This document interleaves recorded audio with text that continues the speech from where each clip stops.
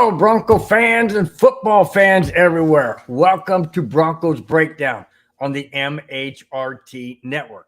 This is a show that is everything Broncos and brought to you with emotion, passion, honesty, and of course, my comments. I am your host, Bronco Bill. All right, guys, glad to have everyone in the chat. Glad to have everyone on Facebook, YouTube, Twitter. I guess they call it X now, but yeah, X Factor, whatever. Just glad to have you guys on board. Really do appreciate it. Not going to get into so much of the recap of the Broncos Chiefs game, which I did last Monday. But guys, it was such a fantastic win. I'll get into some of the key points on that with dealing with some players. Anyways, all right, guys. Hope everybody had a happy and safe Halloween. Hope whatever kids are out there that you may have, just watch all that candy, man. Just watch all that candy. Make your kids bounce off the walls. That's for sure. All right, guys, let's get into it. It's a bye week. The Broncos did beat the Kansas City Chiefs 24-9 last Sunday. I'll get into some of that. We have a bye week in week 9, which is great because the status of some of the players, there's some of the guys are nicked up. They can get much healthier, having a week off. They can relish in the win that they got against the Chiefs, and they can also focus on the Buffalo Bills, which is going to be a Monday night game.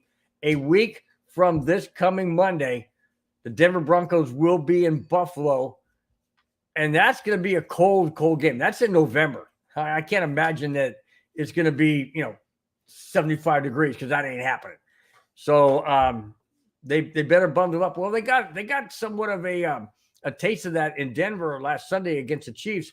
There was snow flurries in the forecast. That was snowed prior to the game. They had to clear the field, so it was bitterly cold. I believe at game time it was 29 degrees. So they better take the same type of warm gear that they had at Denver. They need to take it to Buffalo. Mohammed Badri, nice to have you on the show. Said Bill in the house. No, I am in the house, actually, to be honest with you, and in the den. But Mohammed, you are in the MHRT Broncos Breakdown show house. So welcome. Glad to have you. All right, let's get into this. There was a slap by a former Denver Bronco player that is a little bit bitter for not being on the Broncos. Now, I'm not talking about any trades that happened. I'm talking about a release of a player. And here it is. Brandon McManus was named AFC Player of the Month for the month of October for going a perfect 12 for 12 on field goals while hitting 4 of them from 50 yards or more. Okay, we know Brandon McManus can do that. The thing is, he hadn't done it in Denver in the last several years. Sometimes making a change of an organization, change of scenery, change of special teams coach, whether it be a field goal kicker coach, whatever, sometimes that works into their benefit. Sometimes it doesn't, but sometimes it does. I continue. That's not the problem. Here it is. McManus commented on Twitter/X with a GIF or GIF saying, and I quote, "You all are washed up," end quote. That was a direct slap to George Paton, the general manager, Sean Payton, the head coach, and all of Broncos country. Why do I say that? Because it wasn't said by George Paton or Sean Payton that he's washed up. What they were saying is, you haven't done what we paid you to do in the last several years. And yes, Brandon McManus was the last Broncos active player to be a member of the Super Bowl 50 championship. That is true. That is absolutely true. So maybe he's a little bitter because he didn't stay in Denver. Maybe, he felt that he wanted to finish his career in Denver. That's fine. A lot of players want to finish their career where they started. But for him to come out and basically go, see, biatch, I went 12 for 12, and I went 12 for 12 on a new team, and you said I was washed up. Well, they didn't use those words, and I understand he feels that way. But my goodness, man, it's a business. It is a business. And instead of McManus slamming the Broncos for whatever reason it may be, and I'm going back to the fact that he probably wanted to stay in Denver and liked it, that's fine. But when a team gets rid of you or lets you go or whatever, a lot of it has to do with the simple fact that they need salary cap coverage. They need this, they need that, whatever. But when McManus was picked up by Jacksonville, he should have been appreciative that somebody wanted him. And now he's producing for Jacksonville. Good for him. But don't come back and biatch slap us because you were let go. Why are you doing that? That just shows how childish you are, Brandon. Just shows us how childish you are. That you're going to lower yourself down to throw a comment out there like that and pat yourself on the back because you're 12 for 12 in a month of October. Well, what about the month of November? What if you go 9 of 15? Does that mean we can make comments to you? Sure, as fans, we probably will. But it just bothers me when players, excuse me, guys, bothers me when players have to act childish when they're making millions of dollars of something that money in that realm I'll never see. And yet they have the audacity to just throw barbs at people because they didn't stay where they wanted to, or they didn't get the money that they felt they should have in the organization, or they didn't treat them right. Come on, Brandon. You won a Super Bowl with the Denver Broncos. Keep your freaking mouth shut. Take it like a man and just go out there and do what you do. Kick field goals, kick extra points, kick out of the end zone, whatever. But your comments rubbed Bronco country and this guy big time, because now you just lowered yourself to be very childish in a very business manner move. Now, yes, maybe Sean Payton wasn't thrilled with you being on the team. That's going to happen because coaches want to bring in their own guys, and that's why we have Lutz.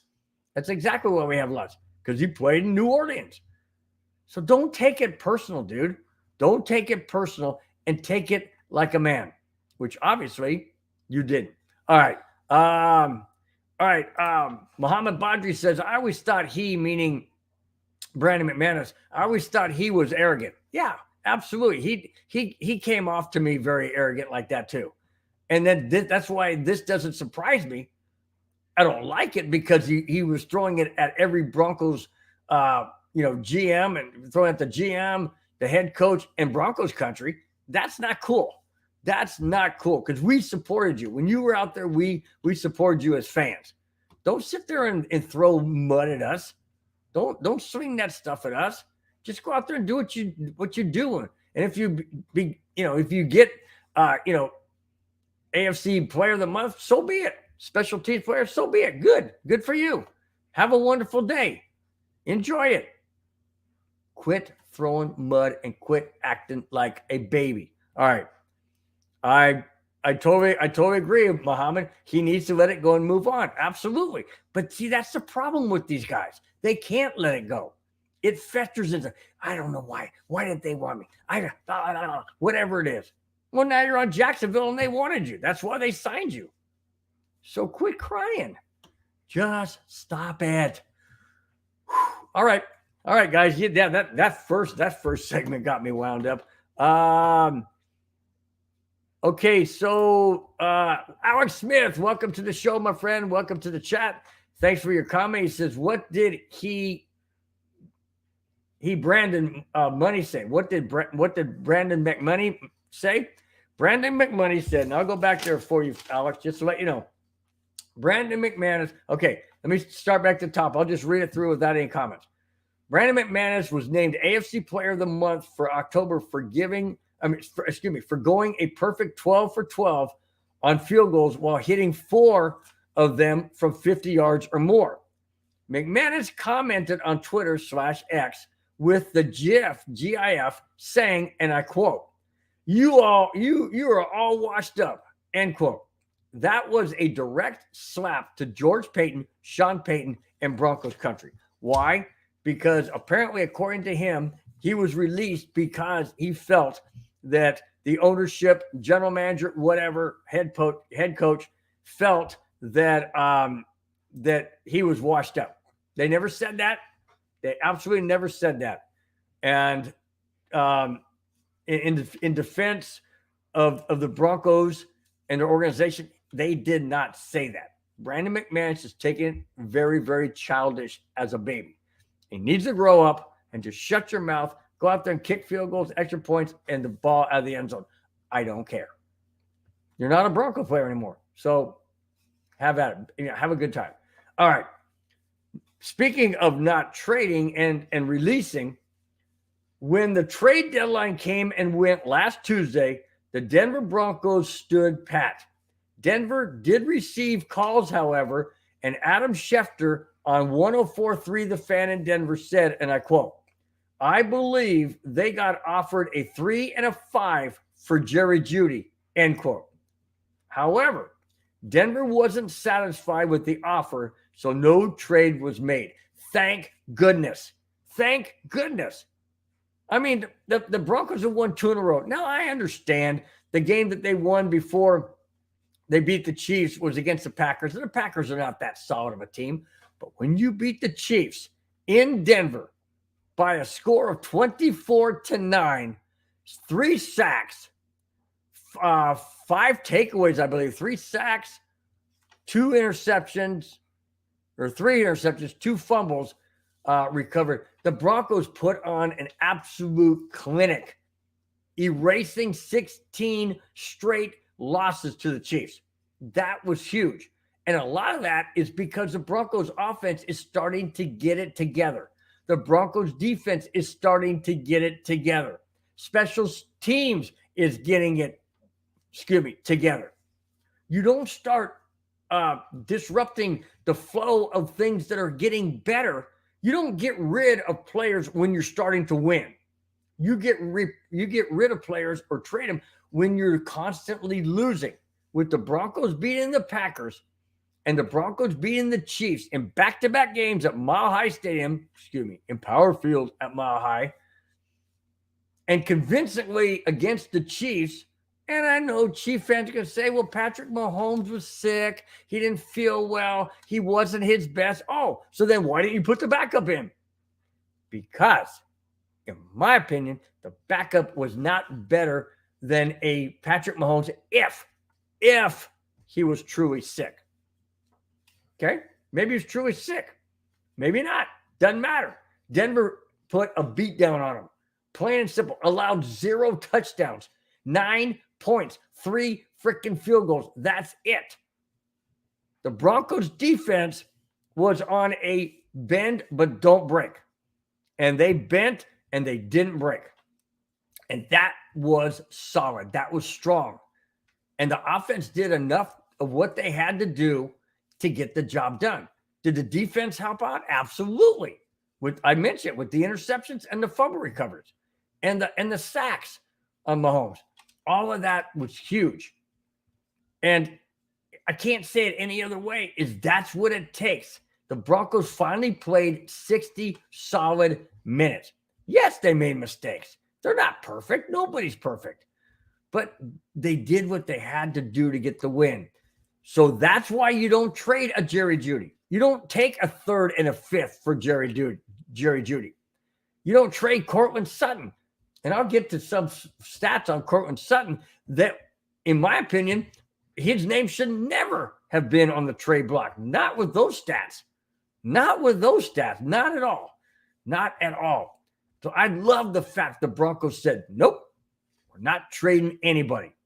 Not Jeudy, not Sutton, not Surtain, and not Simmons. We're not doing it. And thank goodness they didn't. I continue. However, Denver wasn't satisfied. I mentioned that. So the Broncos enter their bye week holding on to their players and still have 6 draft picks in 2024's draft. Okay, we got 6. There's 7 rounds. So basically you're almost, you're getting one for every round almost. And if they have, like, let's say, I don't know, a second, 2/3, whatever, it doesn't matter. It still comes out to 6. No matter how you slice it, it still comes out to 6. So it doesn't matter. We've got 6 draft picks. We don't need 7 or 8 draft picks and get rid of a person like Jerry Jeudy. That to me would be absolutely stupid. And thank goodness they didn't take the bait. All right. Okay, let's go. Madungus Cruz says, Vance Joseph coaching him up. Yes, absolutely. In fact, I don't have this in my notes, but I read it right before I came on the show. Justin Simmons is crediting Vance Joseph for making the necessary adjustments on defense to make them the better team that they've been the last couple of games. That's absolutely probably well true. I believe it because these guys know they're on the field.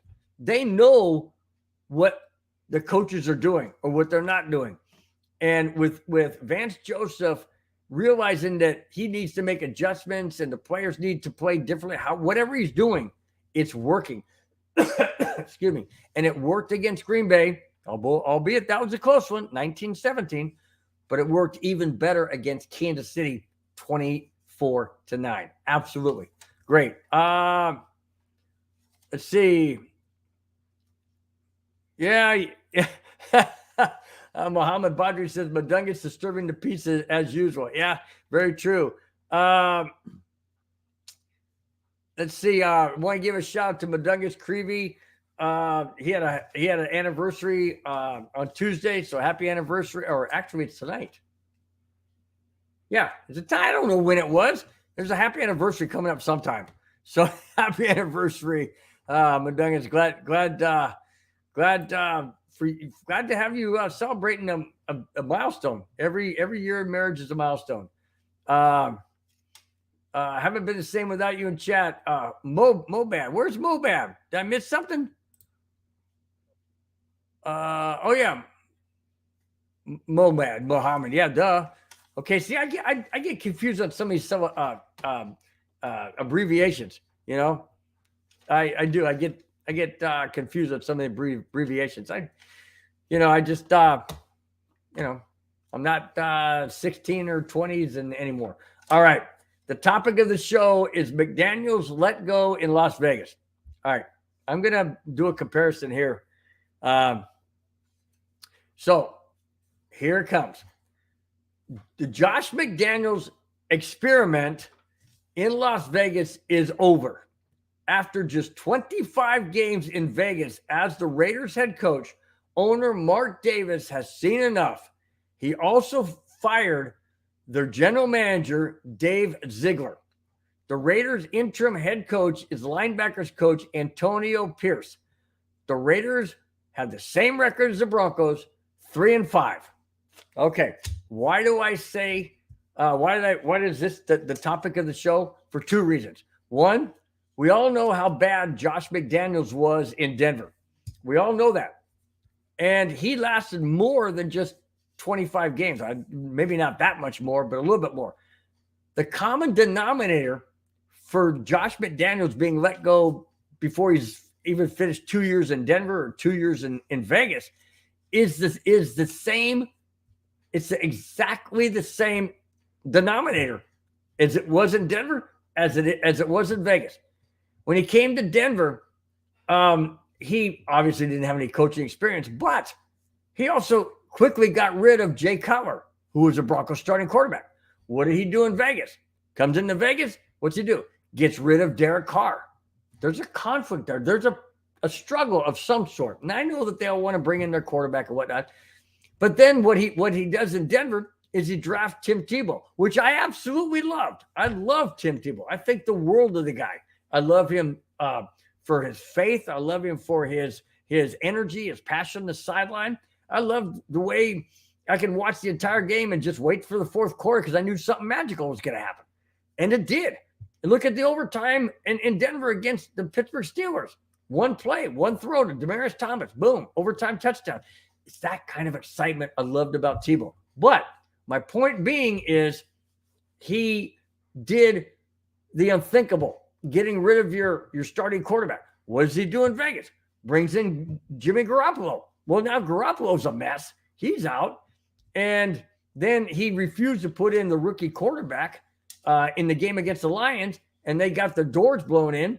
And then he's shown the door. So it's very, very similar. The difference that I'm going to throw out there is this. I'm going to ask you guys, was Josh Daniels a worse head coach as a Denver Bronco, or was he worse as a Vegas Raiders head coach?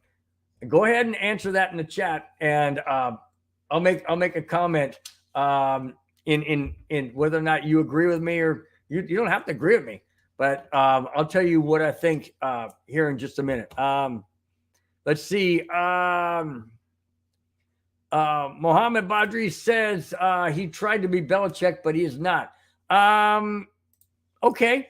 I'll give you that. Yeah. Belichick likes to get rid of players prior to not really getting anything for them. He'd rather get rid of them a year or two too early than a year or two too late. That I'll give it to you. Okay.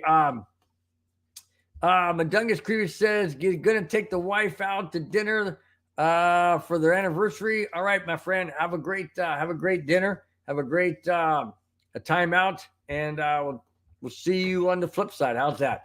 All right. Here's why I think that Josh McDaniels was worse as a Bronco head coach than he was as a Raiders head coach. And then I'll get into a flip side. I have an A and a B. Okay. He's worse. First off, he's worse as a Bronco head coach. And then he was secondly worse as a Raider head coach. And I know that's confusing, but I'll get into it.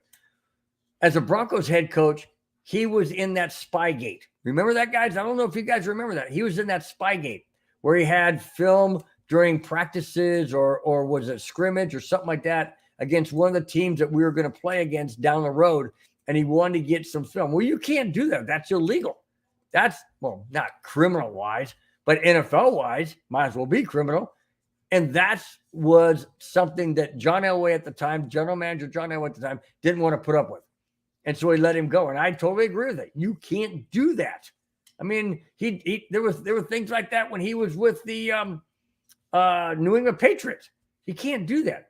So now going to Vegas, and what he did in Vegas, to me, was just, I mean, obviously he didn't learn anything. And I'm not talking about Spygate or anything because that didn't occur in Vegas. But what occurred in Vegas was he got rid of the star, or not star per se, but he got rid of his starting quarterback just like he did in Denver. It didn't work in Denver. Why would he think it would work in Vegas? And it hasn't. So Josh McDaniels, I wonder where he goes, guys. I really wonder where he goes. Does he go back to New England? That would be interesting. He always wanted to be head coach of the Patriots once Belichick is gone. Belichick's still there. Does he go back to New England? Does he go on as an offensive coordinator on some other team? Or does he walk away from football? I don't know. I mean, we haven't seen the likes of John Gruden since that whole thing went down with his emails. That's a whole different story, though. That was, Goodell's trying to, keep him out of John Gruden, keep him out of football in the NFL. But he hasn't had that kind of a run-in with Josh McDaniels. Does McDaniels surface somewhere else as an offensive coordinator? Does he lay low and wait till next year and see if any head coaches get fired and see if he can't get a head coaching job again? Well, any team that would take him on as a head coach isn't looking at his past record. That's for dang sure. Why would you want him as a head coach? He may be a fantastic offensive coordinator. That may be true. But he's definitely not head coach quality. And neither, he's in the same line as Nathaniel Hackett. Absolutely same line as Nathaniel Hackett or Vance Joseph or Vic Fangio.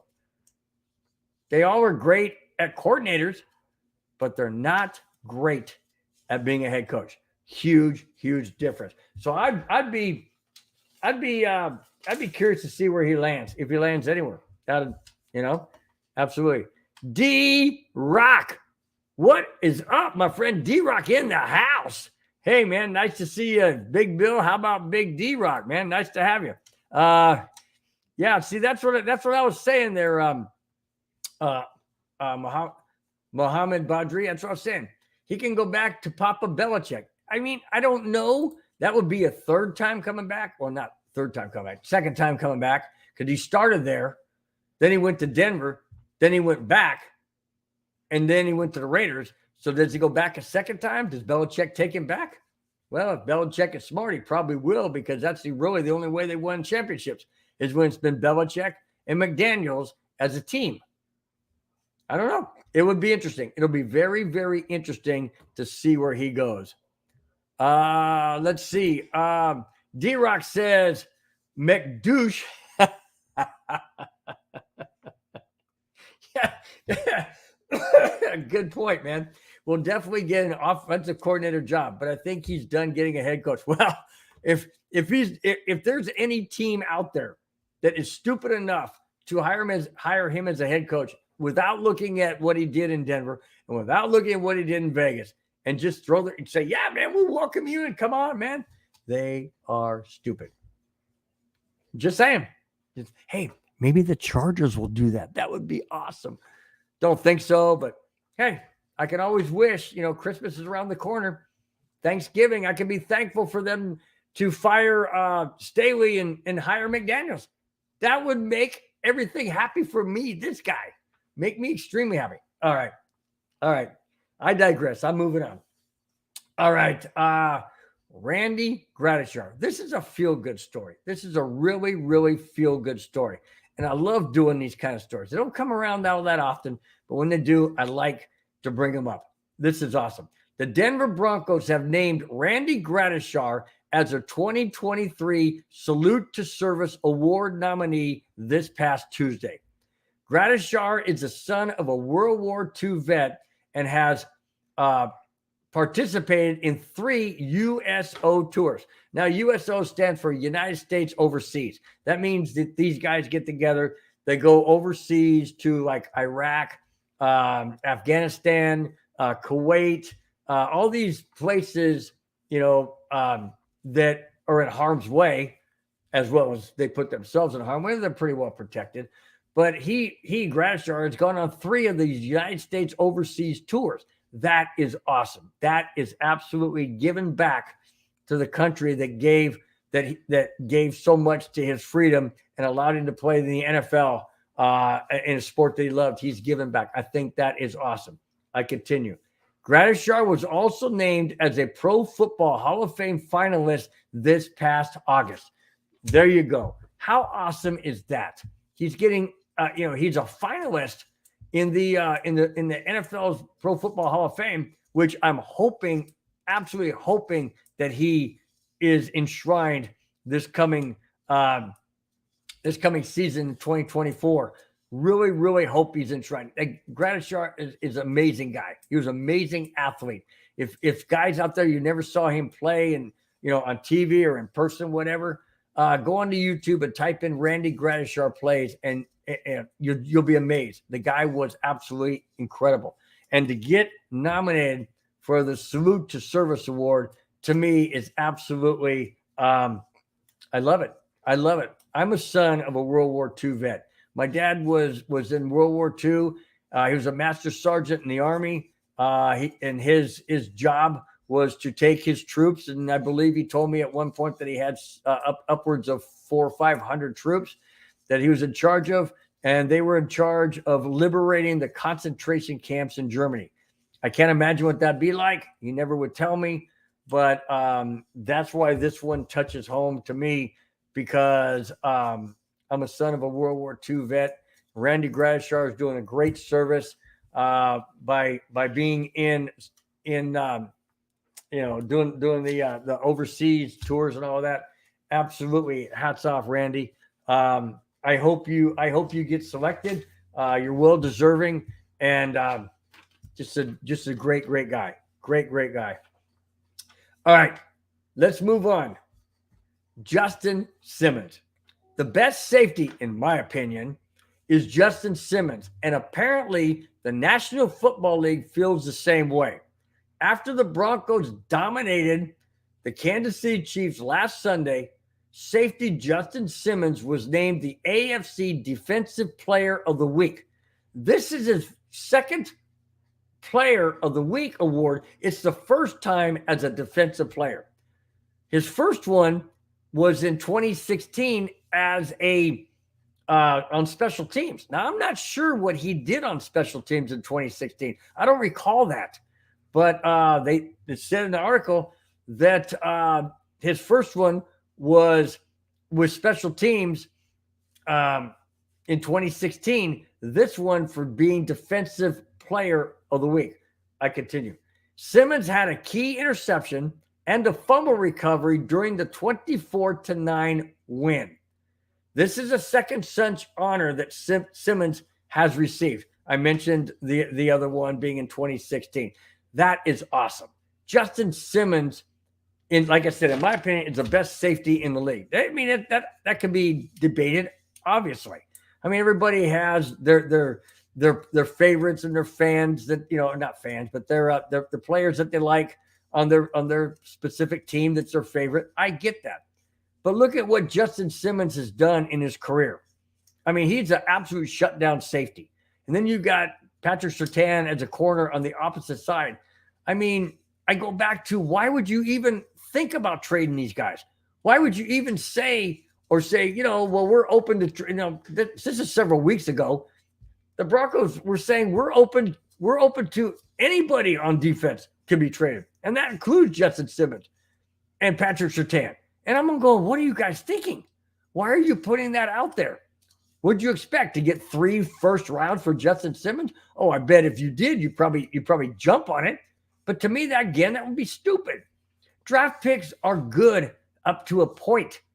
You don't know what you're getting from college.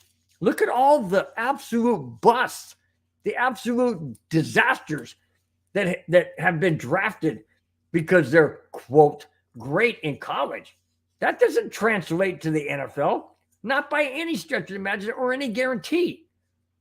And on the flip side, you could take somebody like a Tom Brady in the 6th round and not expect him to do anything, and he turns out and wins 7 Super Bowls. So you don't know. It's a crapshoot. It's an absolute gamble. And in my opinion, when you find a gem in the draft like a Justin Simmons, and I know it was years ago, it doesn't matter. But when you find a gem like a Justin Simmons or a gem like Patrick Surtain, you don't put them on the trade block because you trying to get the farm. It's not going to happen. Teams are not going to do that. And when they do it, and most times it's a mistake. The Minnesota Vikings, they traded for, who was it? Not Emmitt Smith. Who was the guy they traded for? Oh, they traded away. Yeah, they traded away. Was it Emmitt Smith that the Vikings traded away? Years ago. Anyways, they traded away a running back, and they got like 6 or 7 draft choices, and none of them really panned out. Well, look at the Broncos. We traded away all of those draft picks and players to get Russell Wilson. Hasn't really worked out. It's starting to work out. It's starting to get better. But it doesn't really work out. Does it work out for Seattle with those picks? Yeah, not really. So you never know. But is it worth giving up somebody who is solid? No, the answer is no. And Justin Simmons proved it. You keep me, and they did. An interception, a fumble recovery, and both of those takeaways, the interception and fumble recovery, resulted in Broncos touchdowns. That's the difference in a star like a Justin Simmons or a star like a Patrick Surtain. You don't get rid of them. And thank goodness Denver didn't trade either one of them. And they also didn't trade Jerry Jeudy. Now, on the opposite side of Jerry Jeudy is Courtland Sutton. And here's another guy that was on or rumored to be on the trading block to be traded before the trade deadline. Stupid. And I'm glad they didn't trade him either. And here's why. Listen to the stats on this. Okay? Listen to this. Just 8 games into the season, Courtland Sutton has 6 touchdown catches. That ties his career high set in his second season with 16 games played total in 2019. Did you catch that, guys? Did you catch that? He's got 6 touchdowns in 8 games. Half of those games that it took him to, or that not took him, but he only got 6 in 2019. And that's his career high. Sutton is on pace to double his career high and is tied for 3rd most in the league this season with touchdown catches. And they being the Broncos, wanted to put him on the trade block. Oh, I understand. You want to get the most you can because the guy's playing at this high level. Well, if he's playing at this high level and the season's only half over, why are you wanting to trade him?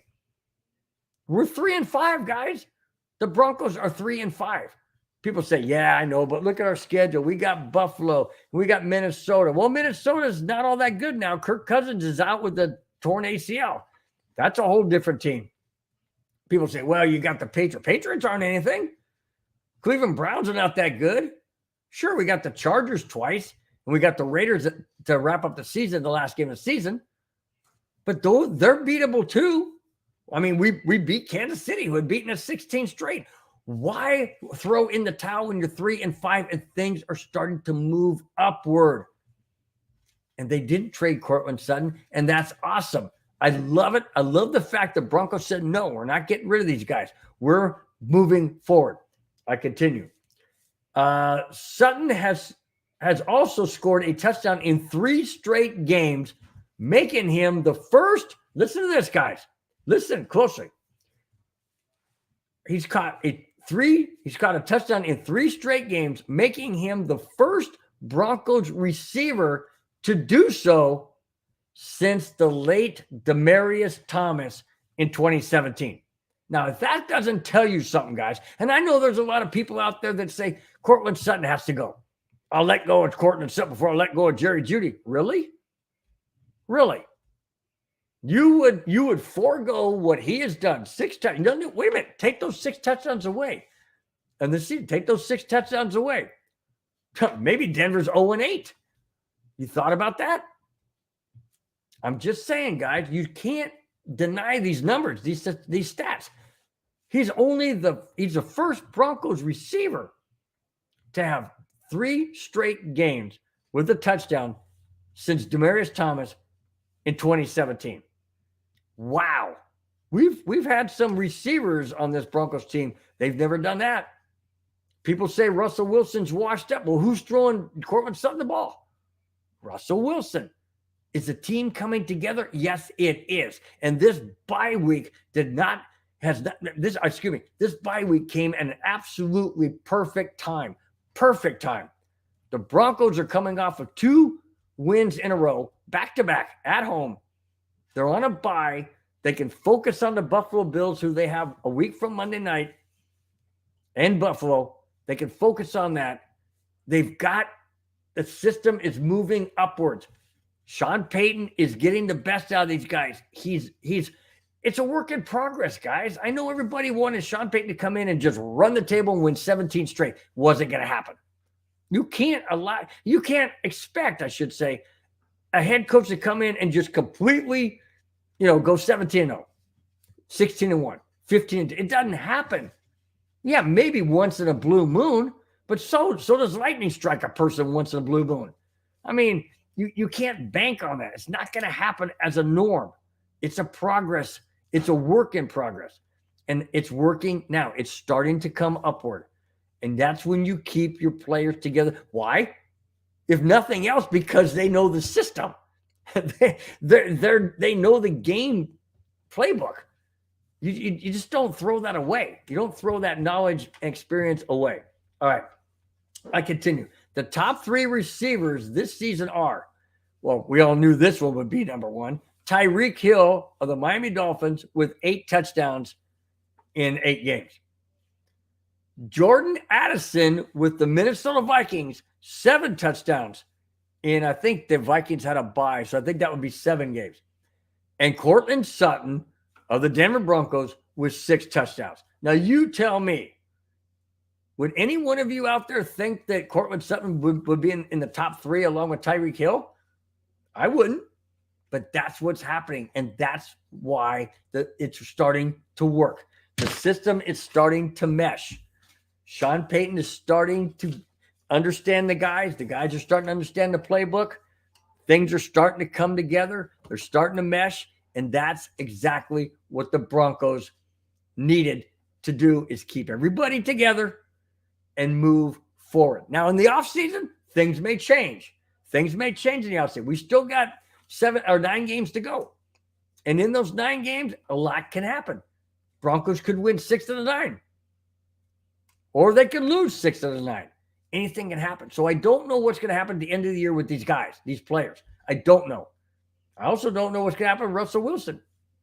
I mean, I don't know. That's to be determined as well.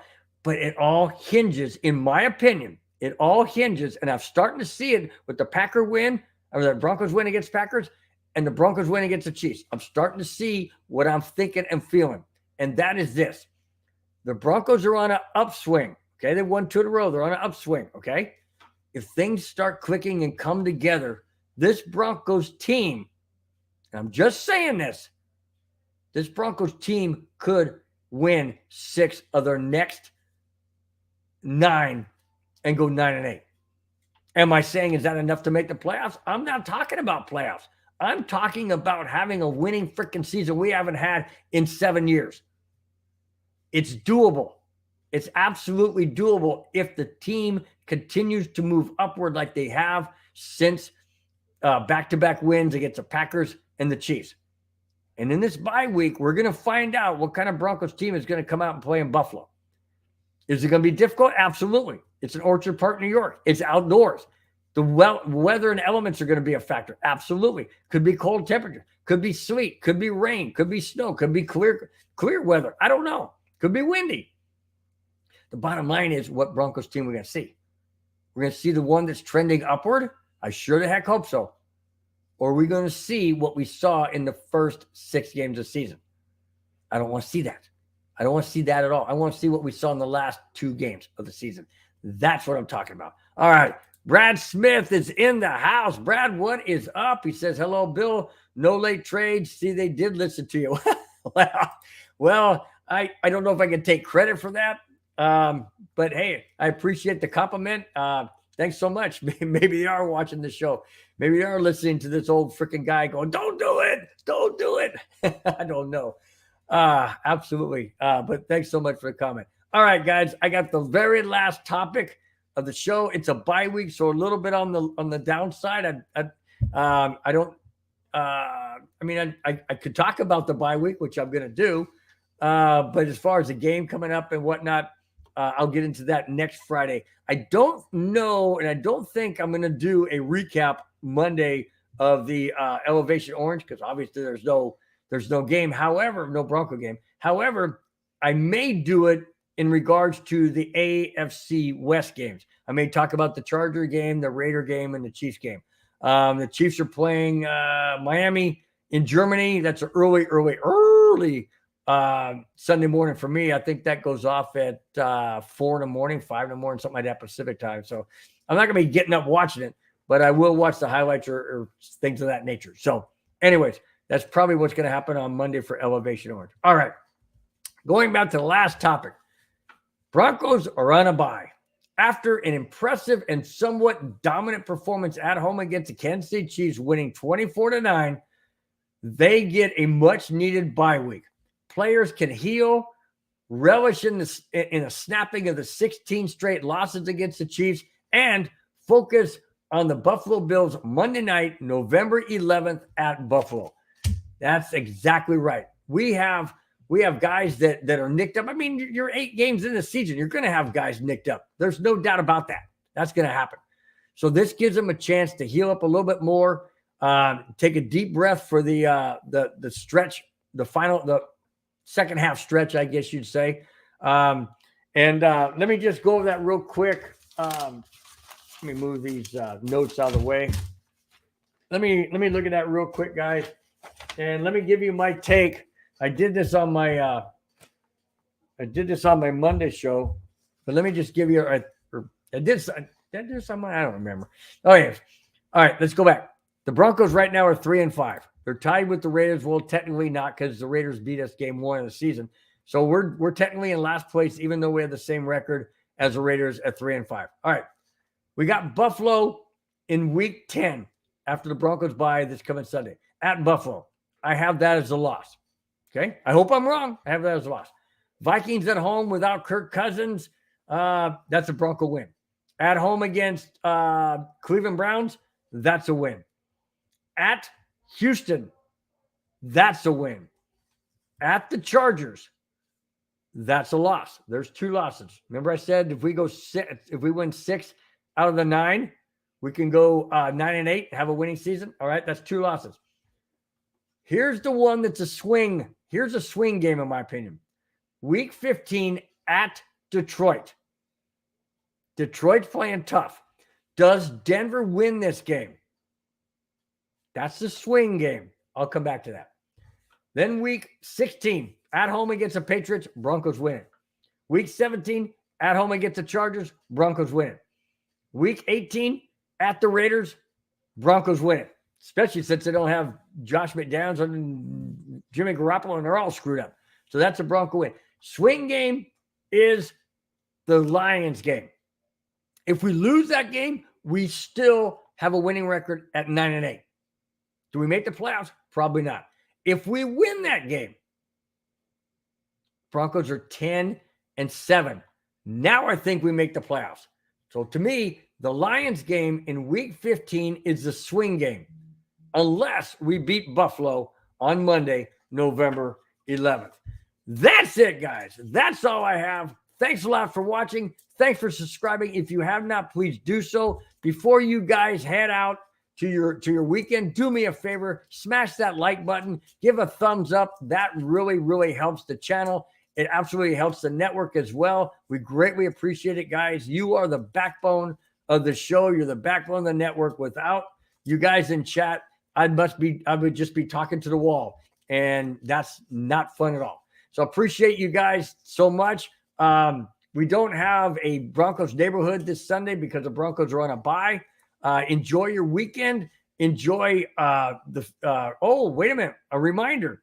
This coming Sunday, please turn your clocks backwards. If you're in the states that do daylight savings time, I know Arizona does it, and I know Hawaii does it, maybe another state or so. If you're in a time zone that does daylight savings time, you need to change your clocks backwards.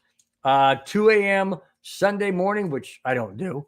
I do it Saturday night around 9 o'clock. But anyways, turn your clocks back, or you will be very, very early for wherever you're going. So turn your clocks back.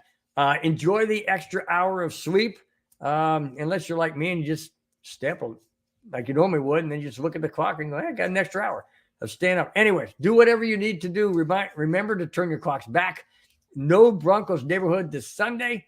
There will be an elevation orange. I will talk about the AFC West teams, Chargers, Raiders, and Chiefs, and what the impact is on where we stand in the standings. And then you've got all the other shows on Tuesday, Wednesday, Thursday, and then on Friday, next Friday, Broncos Breakdown, hosted by me, Bronco Bill, will be live 5, 6, 7, and 8. Hey, before I get out of here, I got to give a shout out to Bronco in VA 9986. Hurricane Josh has fallen apart. Yes, he has. Oh, man, that guy is nuts, man. That guy is nuts. Bronco in VA, if you didn't watch any of the show, I did talk about Josh McDaniels and the comparison between being head coach of the Broncos and the head coach of the Raiders. So if you missed it, go back and watch the show, and then you'll get caught up. Really appreciate it. Once again, guys, thanks so much for being in the chat. Thanks so much for all your comments and support of the show and this network and this channel. Really do appreciate it, guys. Have a wonderful, safe weekend. Enjoy football. Broncos are on a bye until next Friday. Also, Elevation Orange Monday. But until next Friday, take care, guys. We will talk to you then. Bye-bye. Fast lane when I pass in the street, bag of money in the passenger seat. Simple, been asking for me on the road from the west to the east. Way up, I might never come down, cause the coast racking up the flight miles. So high, I might never come down, so what, this is my lifestyle. Wait a minute,